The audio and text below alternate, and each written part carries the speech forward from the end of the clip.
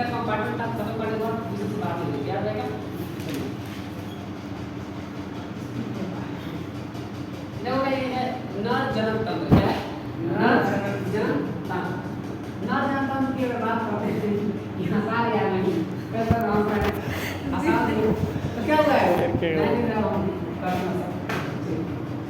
ये बेटा नर जनन तंत्र। नर जनन तंत्र की बात करते हैं तो एक जोड़ा विषम होता है, क्या होता है एक जोड़ा विषम होता है, सबकी बोलिएगा।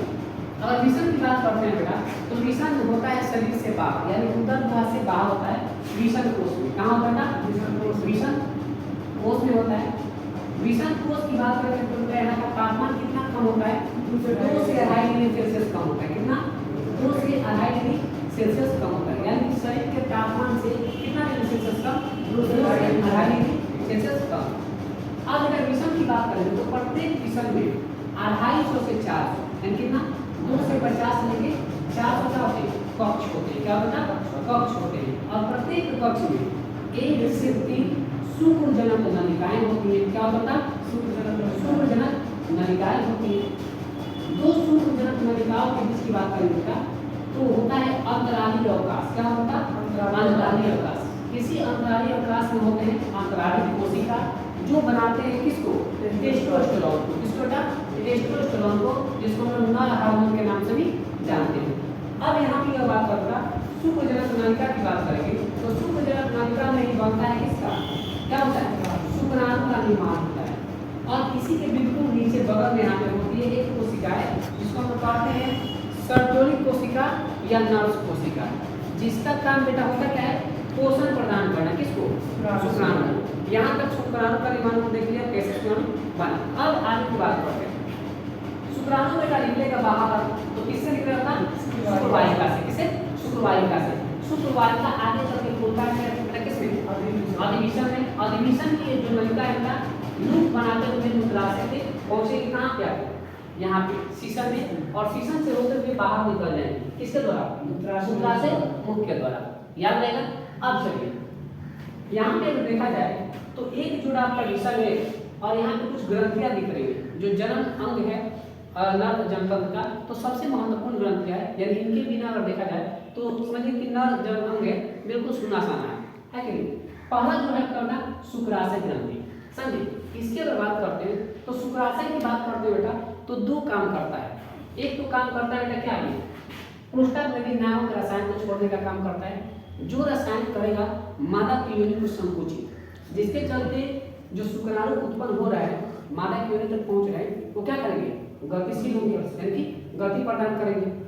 दूसरा काम करता है फ्रुक्टोज को छोड़ेगा, किसको फ्रुक्टोज को।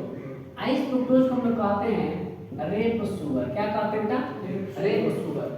क्यों कहते हैं रेप शुगर तो समझिएगा किसी महिला के साथ अगर रेप हो जाता है समझिए तो रेप जब हुआ तो उसके योनि में बेटा क्या पहुंचा होगा ये शुक्राणु पहुंचा होगा, और शुक्राणु के साथ ही पहुंचा होगा क्या ये फ्रुक्टोज, जो कि बंद कहाँ पे रहा है नर के शुक्राशय में। तो कोई महिला जो है किसी नर पे क्लेम कर दी या बोल दी कि वो हमारे साथ क्या किया यौन संबंध बनाया, जबरदस्ती हमारे साथ संबंध बनाया, तो अगर जबरदस्ती संबंध बनाया हुआ उसके साथ तो उसके योनि में क्या चेक किया जाएगा फ्रुक्टोज। अगर उसके योनि में फ्रुक्टोज मिल रहा है तो कहने का मतलब क्या है कि कोई ना कोई उसके साथ संबंध बनाया है, क्योंकि शुक्राशय से निकलता है। कहाँ से निकल रहा है फ्रुक्टोज शुक्राशय से, तो उसके साथ संबंध बनाया है। अगर नहीं निकल रहा है तो कोई बात नहीं समझे। तो ये हो गया। अब बेटा शुक्राशय का काम खत्म।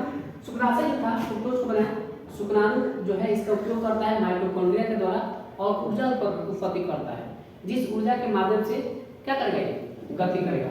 अगला बेटा जो ग्रंथि है जिसका नाम क्या है प्रोस्टेट ग्रंथि। तो प्रोस्टेट ग्रंथि बेटा किसको साबित करता है बोलिएगा फटाक से, किसको जल्दी किसको फिब्रिनोलाइसिस है ना, फिब्रिनोलाइसिस नाम का रसायन को जो शुक्राणु को क्या जमने देगा तो उसमें नहीं जमने देगा, जमने से रोकने का काम करता है। अगला जो ग्रंथि क्या नाम है फल ग्रंथि या बर्बोरियोटल ग्रंथि। इसका काम ये है कि क्या करेगा ये म्यूकस को स्रावित करेगा।